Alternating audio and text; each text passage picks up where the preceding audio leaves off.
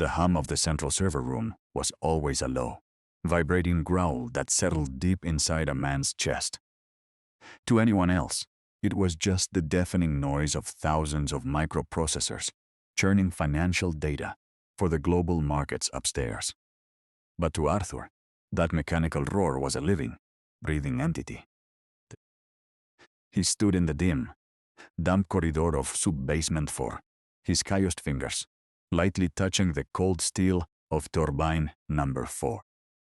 His 62-year-old hand trembled slightly, a sharp pang of arthritis shooting up his wrist. He didn't pull away. Instead, he closed his eyes and leaned his ear closer to the shaking metal.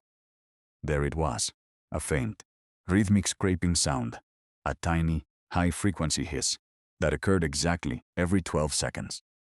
It was a microscopic defect, a fractional misalignment of 0.2 meters. Millimeters that occurred only when the ambient room temperature crossed 35 degrees Celsius. Arthur opened his worn leather notebook, its pages yellowed and frayed at the edges. With a stubby pencil, he carefully noted the time and the exact vibration frequency. He knew this machine like he knew the lines on his own palms. He had watched over this basement for 34 years, protecting the delicate, ancient mechanical pulse of the tower, while the world above transitioned into a sleek, digital illusion. Upstairs, in the grand, glass-walled executive suites, a completely different reality was unfolding. The atmosphere was thick, with the scent of expensive cologne, premium leather, and the electric tension of a multi-billion-dollar international signing event. The largest sovereign wealth fund from Europe was minutes away from finalizing a merger that would redefine the financial landscape. Every digital screen in the building displayed glowing green charts, real-time stock tickers, and pristine automated diagnostics. Everything looked flawless on the surface. Behind a massive mahogany desk sat Kevin, the newly appointed director of global infrastructure. At 32, Kevin was the epitome of modern corporate arrogance. He wore a tailored Italian suit, a smartwatch that blinked constantly with server metrics, and a condescending smile that rarely reached his cold, calculating eyes. To Kevin, efficiency was a mathematical equation solved entirely by software.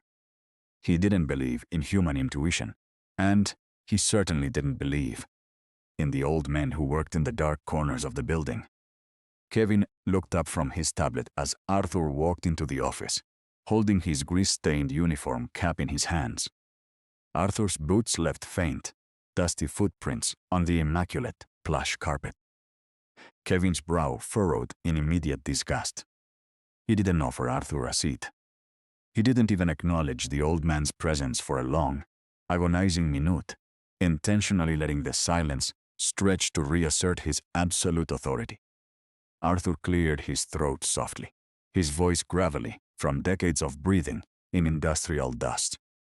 He explained that the cooling load for the international summit was pushing the secondary turbines past their mechanical thresholds. He warned Kevin that the digital automated sensors were missing the structural heat expansion in Turbine 4. He placed his yellowed notebook on the sleek glass desk, pointing to his handwritten charts. Kevin didn't even look at the notebook. With a flick of his manicured finger, he slid the historic book off his desk, letting it drop carelessly onto the floor. Kevin laughed, a sharp, mocking sound that echoed off the glass walls.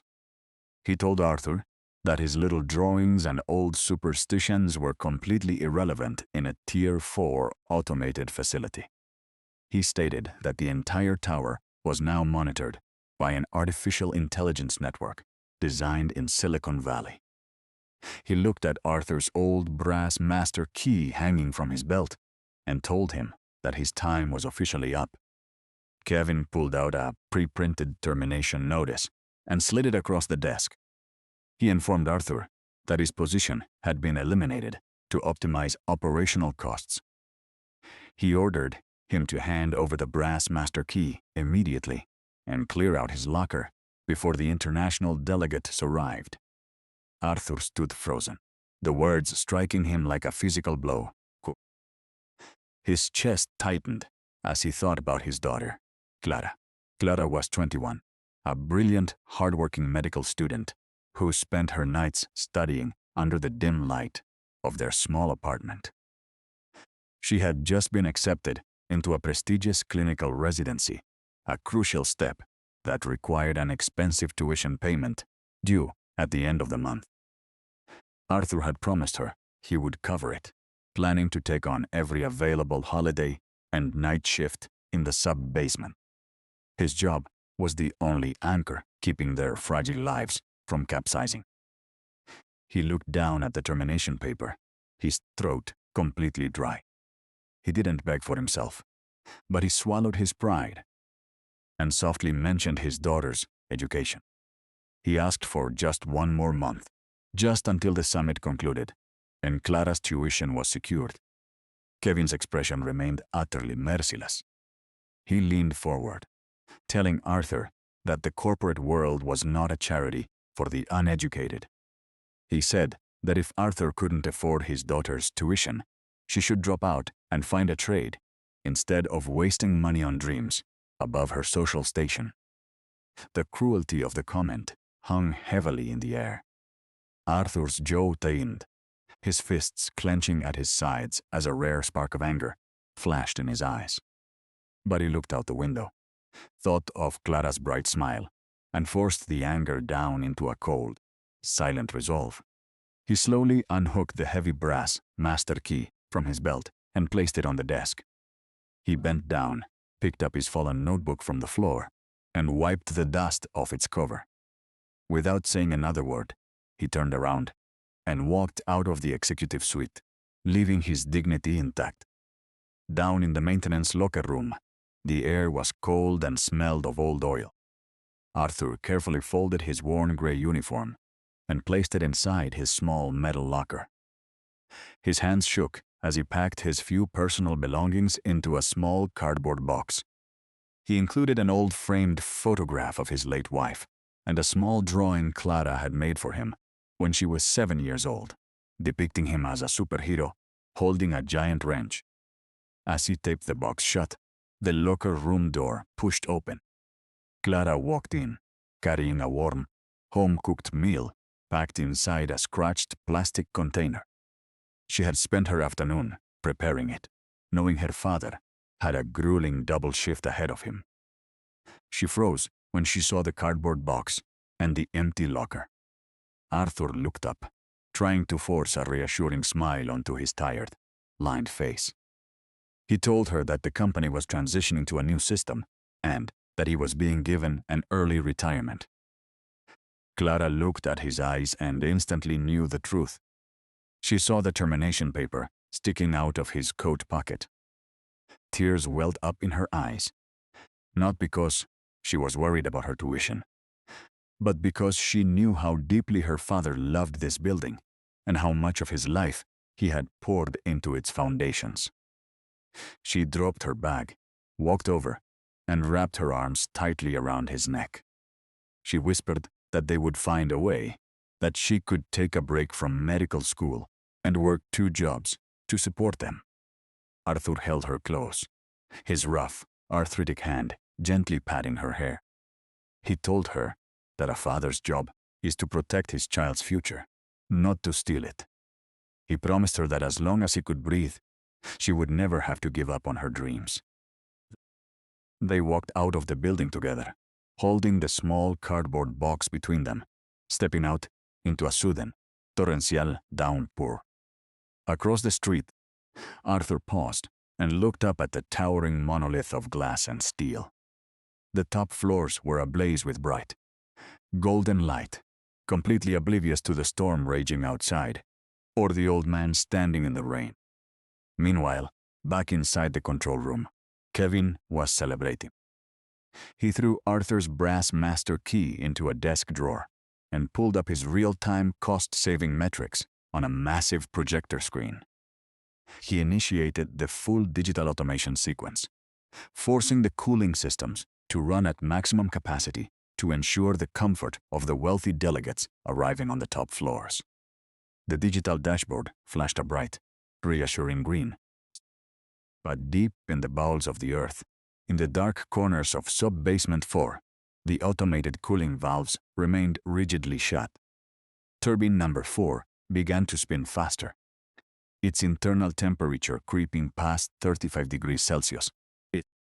The microscopic misalignment began to widen, millimeter by millimeter, exactly as the handwritten notebook had predicted. The digital sensors, programmed only to read broad digital averages, signaled that everything was perfectly fine. The trap had been set, not by malice, but by absolute arrogance. The cold rain did not wash away the sting of Kevin's words. Arthur walked in silence, holding the corner of the heavy cardboard box to balance it. Clara walked close beside him, her small umbrella barely covering both of them. She did not ask him where they would get the $3,000 for her medical school deposit. She did not ask why the company he built with his bare hands for 30 years had suddenly discarded him. She only wiped a drop of cold rainwater from his wet shoulder and smiled gently. She whispered that she had already found a flyer for a nighttime shifts manager position at a local 24-hour grocery store. She said she could take the job, and they would manage the apartment rent together. Arthur stopped in the middle of the wet pavement, his breath rising like white smoke in the freezing air. He looked down at his daughter's worn canvas shoes, soaked through by the dirty puddles. His heart twisted with a profound, aching guilt that no manual tool could ever fix. He was a master of currents and high-voltage steel, yet he could not even keep his own child's feet dry. He forced his stiff, arthritic right hand to straighten, placing it firmly on her shoulder. He told her that her only job was to hold the stethoscope, not a mop or a cash register. He promised her that the deposit would be paid by Friday, no matter what it took. They reached their cramped basement apartment, where the small radiator hissed loudly, but offered very little actual warmth. Arthur immediately set his cardboard box on the kitchen table and sat down under the single blinking bulb. He pulled his old yellow notebook from his coat pocket and began flipping through the pages. His eyes focused on the section labeled Sub-Basement 4, Turbine Recovery System.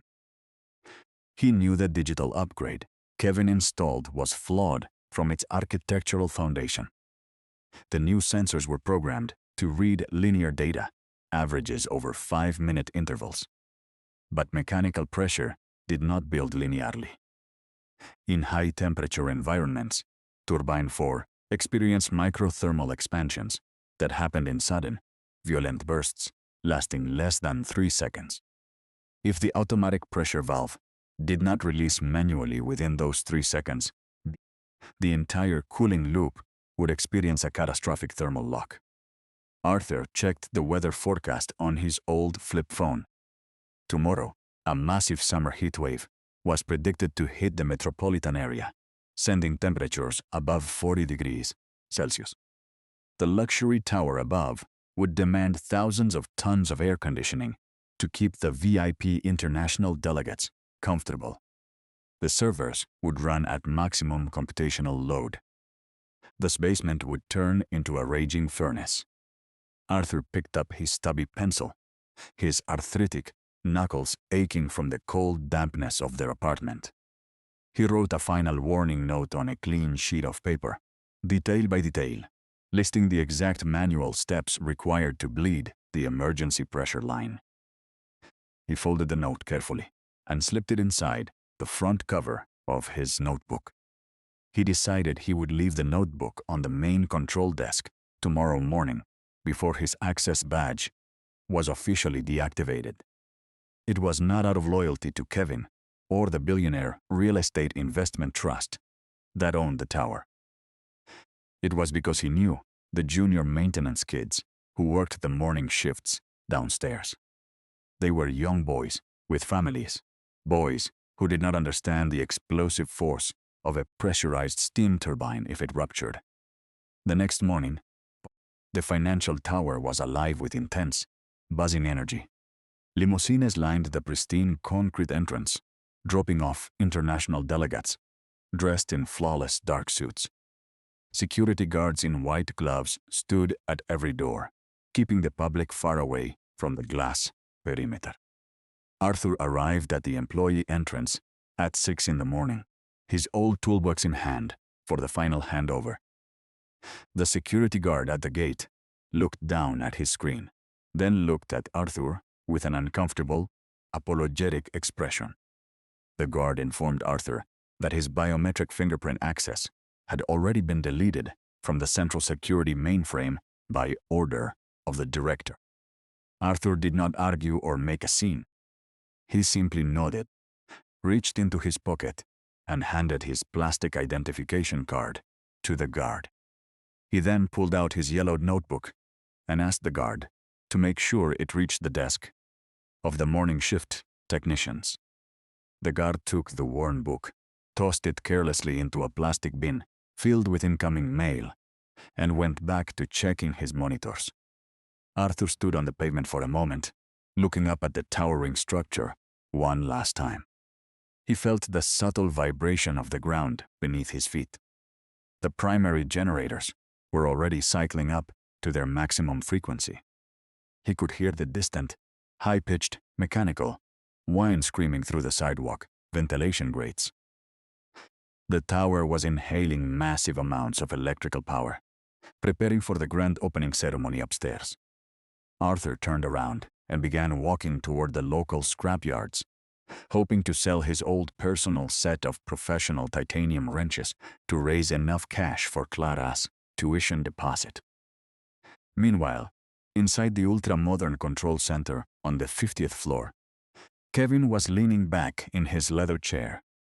He was surrounded by dynamic digital displays and automated monitoring systems that glowed with reassurance. A group of European financial executives stood behind him, highly impressed by the sleek efficiency of the facility. Kevin boasted that the entire building was now running without a single human touchpoint on the maintenance floors. He stated that artificial intelligence had completely eliminated the need for manual oversight and outdated human error. Suddenly, a tiny amber light began to blink on the bottom corner of the secondary console. The ambient temperature in sub-basement 4 had just crossed 35 degrees Celsius.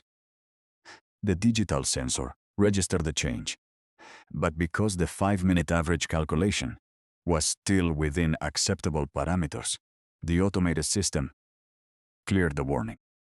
Deep beneath the earth, inside the dark concrete vault, turbine number 4 began to expand. The metal grew hot, the microscopic 0.2 millimeter misalignment widening rapidly into a devastating structural friction. The ancient machine began to scream, its steel casing turning a deep, angry dull red. The intense afternoon heat turned the city street outside into a shimmering, suffocating furnace. Inside the pristine executive suite of the financial tower, the atmospheric temperature began to rise unnoticed. Kevin stood at the glass window, holding a crystal glass of ice water, watching the arrival of the European delegates. His smartwatch hummed smoothly, indicating a perfect automated efficiency score on the primary network. Down in sub-basement 4, the automated cooling valves remained jammed tight by the expanding metal of turbine 4. The internal temperature of the massive backup system crossed 42 degrees Celsius. Suddenly, a deep, ominous vibration rattled through the floorboards of the entire building. The pristine digital screens on Kevin's wall flickered, their calm green graphs instantly changing to an angry, flashing crimson. A piercing alarm tore through the quiet executive floor, signaling a critical system failure. The automated AI network tried to recalculate the parameters, but the data expansion happened too fast for its linear code. The main power grid failed, plunging the multi-billion-dollar international summit into pitch darkness. Emergency red lighting kicked in, bathing the glass halls in a bloody, surreal glow. The European delegates stood up in panic, their voices rising as the central servers threatened to shut down permanently. Kevin stared at his blank monitor, his face turning pale as he realized the system was completely blind. He frantically pulled open his desk drawers, his hands shaking as he remembered the physical mail bin at the gate. He ran down the emergency stairs, pushing past fleeing staff until he grabbed Arthur's yellowed notebook. He opened the cover with trembling fingers and found the handwritten warning sheet. The precise mechanical notations and bypass diagrams looked like an ancient, incomprehensible language to him. He did not know how to vent a manual bypass valve by hand. He did not know how to feel the pulse of the steel. He realized with absolute horror that all his cloud automation could not save him from mechanical reality. Outside the building, the storm returned with sudden fury, rain slamming against the asphalt. Kevin sprinted down the flooded street, his expensive Italian suit soaked and ruined within seconds. He tracked the old man to the industrial scrapyard down the river, where Arthur was standing under a tin roof. Arthur was carefully placing his personal titanium wrenches into the hands of a groove metal dealer. Kevin burst into the yard, panting heavily, his voice desperate as he yelled Arthur's name over the thunder. He pulled out his corporate checkbook, shouting that he would pay Arthur $5,000 to return immediately. Arthur did not even look at the checkbook. He calmly took his wrenches back from the dealer and placed them one by one into his worn canvas bag.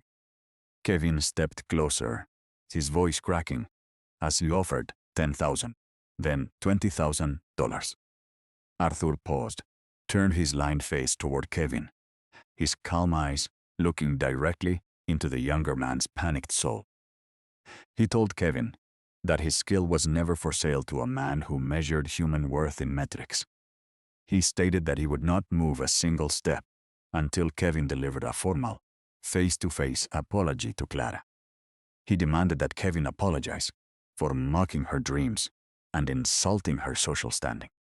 Kevin hesitated, his pride fighting against the ticking clock of his imminent professional ruin. But the distant sound of the tower's emergency sirens reminded him he had less than 6 minutes left. Kevin looked down at the muddy ground, swallowed his massive ego, and turned to Clara, who stood by the office door. With a trembling, broken voice, he apologized for his arrogance, admitting he was completely wrong about her father. Arthur did not gloat or smile. He simply nodded, picked up his heavy old iron wrench, and walked out into the pouring rain toward the tower. The sub-basement was a roaring, steam-filled hell when they arrived. Superheated air hissed violently from the seams of turbine number 4, threatening an imminent explosion. The young morning shift technicians were trapped behind the safety glass, terrified to approach the burning machine. Arthur did not hesitate for a fraction of a second. He wrapped his old uniform cap around his arthritic right hand to protect it from the blistering heat. He stepped directly into the cloud of scalding steam, his boots gripping the slippery concrete. He located the ancient, manual brass bypass wheel hidden deep behind the digital sensor array. Using the full weight of his body, he forced the rusted wheel to turn against the massive internal pressure. The sharp metal edges dug deep into his palms, reopening old scars, but he did not let go. With a final violent heave, the valve gave way, releasing a deafening roar of vented steam into the exhaust shaft. The red lights on the generators slowly flickered back to steady green as the cooling loop unlocked. The power grid upstairs surged back to life, restoring the server networks just as the contract deadline hit.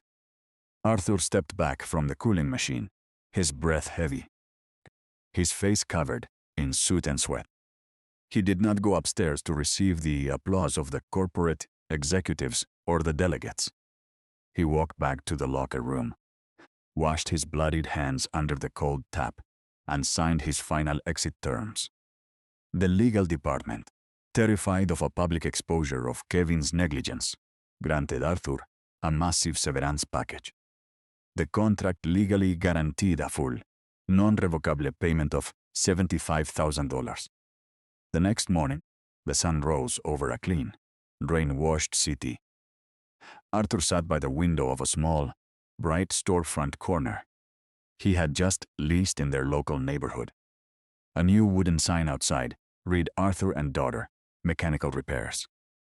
Clara sat across from him at a sturdy oak table, her medical textbooks open next to a hot cup of tea. Resting on the corner of her desk was her father's worn, yellowed maintenance notebook, its pages clean. She looked at her father's bandaged hands and smiled with a deep, boundless pride that no money could buy. Arthur smiled back, his arthritic fingers holding his teacup firmly, feeling the gentle, peaceful pulse of his new life. True value was never recorded on a digital screen or calculated by an automated code. It lived in the quiet, irreplaceable mastery of a man who spent his life doing honest, heavy labor.